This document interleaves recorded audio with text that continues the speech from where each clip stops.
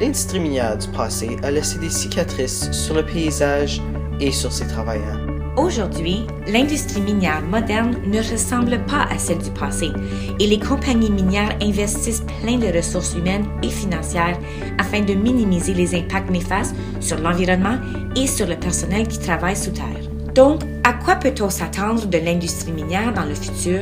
L'exploitation minière pourrait-elle devenir automatisée et encore plus sécuritaire qu'elle est aujourd'hui? Pourrons-nous extraire les minéraux de la terre sans aucun impact sur l'environnement? Explorons ces deux questions importantes.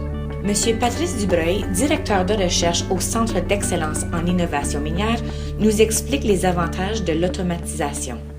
Alors, l'industrie minière, présentement, a beaucoup de défis, plus on s'en va en profondeur. Alors, on a un gros problème au niveau de santé et sécurité pour s'assurer que notre environnement de travail est sain et sauf. Alors, les compagnies minières, ce qu'ils essaient de faire, c'est d'automatiser le plus possible l'environnement souterrain. Alors, tu vas avoir de plus en plus des gens qui vont travailler à distance. Alors, ils vont avoir une télécommande ici, ils vont de façon visuelle regarder le morceau d'équipement qui travaille dans une cavité qui n'est pas supportée, etc. Les conditions de travail dans la mine du futur seront améliorées davantage grâce aux innovations en technologie qui garantiront un lieu de travail plus sécuritaire. Mais que sait-on des futurs impacts environnementaux? M. Glenn Watson est le surintendant du déclassement et de la réclamation de l'environnement en Ontario pour la compagnie minière Vale. Il discute les possibilités de l'avenir. A mine that was developed 100 years ago didn't have a lot of thought around how to design things to be environmentally friendly. In the future, we only get better. Will we ever get to the point where there's zero impact?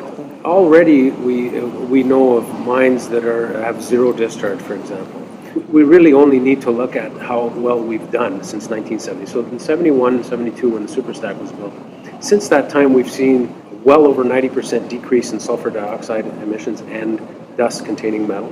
Our new AER project will see us reduce that a further 90%. All you really need to do is look at that trend, and it's fairly easy to imagine in perhaps 20 or 30 years from now, we might have the technology that would allow us not to have any emissions at all in our operation. D'après ces deux experts, l'industrie minière a beaucoup de potentiel pour un futur responsable et soutenable. On pourrait dire que la sécurité des travailleurs ainsi que la protection de l'environnement sont des priorités dans le futur de l'industrie minière.